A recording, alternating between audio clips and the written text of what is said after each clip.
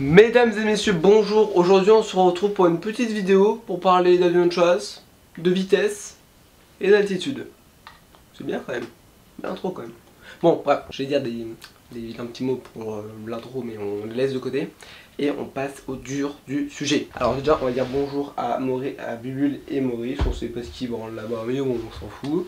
Donc aujourd'hui on va pas parler d'avions de chasse comme ça. On va parler surtout de vitesse. Et oui, parce que les avions de chasse sont quand même des avions qui peuvent passer de Mach 1 à Mach 2,2, soit jongler entre 1400 et 2400 km/h. C'est quand même un peu, je dirais pas un peu beaucoup, mais c'est énorme quoi quand même, franchement comme vitesse. C'est, bon, vous voyez comme ça vous allez à l'école. Bonjour, bah aujourd'hui j'ai passé à Mach 2, voilà. Non.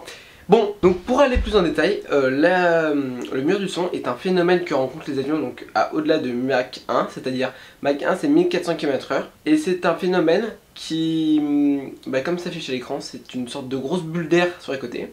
Et pour vous donner une image, quand vous jetez un caillou dans l'eau, ça vous fait des ondulations sur les côtés, donc ça fait des grands cercles qui tournent, enfin qui s'élargissent à chaque fois. Et bah, voyez-vous les bateaux, quand on les pose sur l'eau, ça fait des ondulations, d'accord? Ça c'est la même chose avec un avion. Et donc ça c'est quand ça arrive. Et donc quand vous avancez avec un bateau, et tant que ça fait pas de petites vagues devant, j'avoue qu'on parle quand même un peu trop de bateaux là. Rassurez-vous, on va revenir sur les avions tout de suite après. Vous voyez, quand on avance pas très vite avec un bateau, ça fait pas de vagues devant, mais ça va toujours tout doucement. Et donc ça fait toujours des petites ondulations. Ça fait un peu le bouclier, donc ça on va dire que c'est un avion à 900 km/h. Et quand on commence à aller plus vite, et que ça commence à faire des petites vagues devant, et que ça commence à percer, et que les vagues sont plus rondes mais comme ça, en triangle, et là c'est un peu comme si vous passez Mach 1 en avion de chasse, sauf que c'est sur l'eau, et donc vous passez Mach 1 sur l'eau, soit pas 5 km/h quand même. Il y a vraiment deux différences, il y a Mach 1 sur l'eau c'est 5 km/h, il y a Mach 1 dans l'air c'est 1400 km/h. Bon, pour en revenir, donc déjà, les avions, ça fait longtemps qu'ils existent, mais ça fait pas très longtemps qu'on passe quand même à Mach 1. Ça doit faire quoi? Ça va faire en gros, ça doit faire, attendez, laisse-moi compter. Ouais, en gros, ça doit faire 60 ans qu'on passe à Mach 1. C'était un Messerschmitt ME262 qui était piloté par pilote allemand à bord, et c'était piloté donc par Hans Guido Muck. Ah voilà, le nom s'affiche à l'écran, c'est compliqué, c'est Hans Guido, on va l'appeler Hans. Voilà, bonjour Hans. Donc c'était durant la Seconde Guerre mondiale, et il a fait un piqué de 12 000 mètres. Ouais, 12 000 mètres ça fait quand même pas mal, Messerschmitt. Et a donc atteint la vitesse, donc le mur du son, et le compteur de vitesse restait bloqué à 1100 km/h. Donc après c'était British Aerospace qui a traversé le mur du son avec son Ball X1. Et ensuite également Dassault Aviation s'est lancé dans la production d'avions à réaction. Donc déjà notre premier avion à réaction est sorti en 1949. C'était un MD 450 Ouragan qui était un avion de la patrouille de France donc de l'époque, et également notre premier avion à réaction. De plus, Dassault sortit d'autres avions comme le MD 452 Mystère EVA, qui est le premier avion supersonique à la verticale. Donc tu vois qu'en gros l'avion pour être en supersonique est obligé de piquer, voilà. En 1954, Dassault sort le Mystère B2, qui est un avion supersonique, mais lui pas à la verticale, à l'horizontale, donc en vol vertical quoi, en vol normal quoi, c'est à plat. Également, depuis Dassault sort aussi également...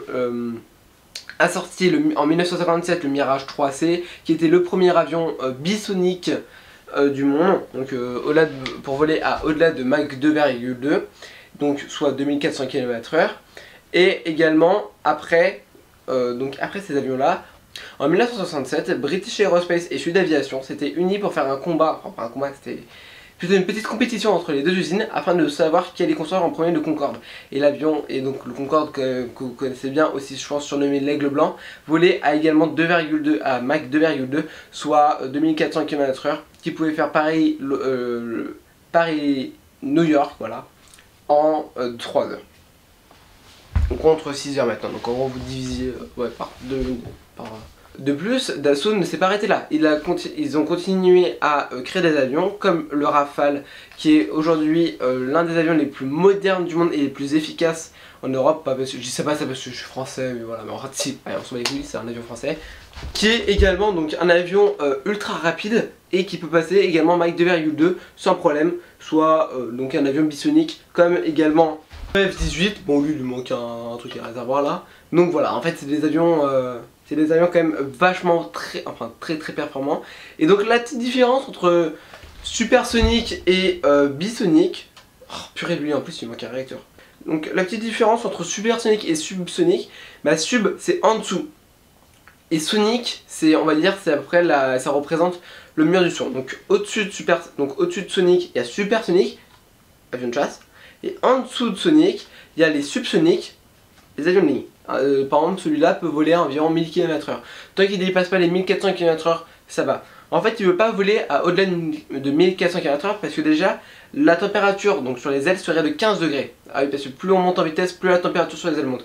Par exemple, le Blackbird américain, qui est un avion furtif, lui montait à environ Mach 3 et la température sur les ailes qui étaient en titane montait à environ 6000 degrés.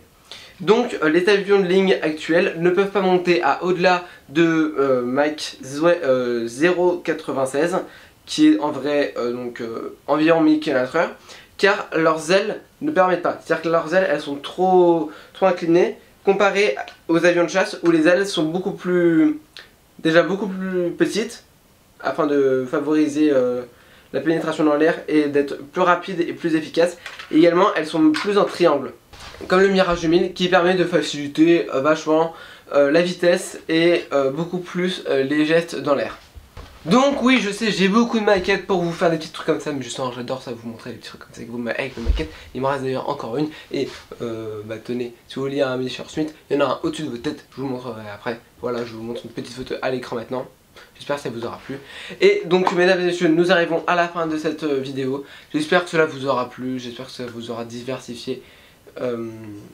Ça vous aura diversifié durant un petit laps de temps.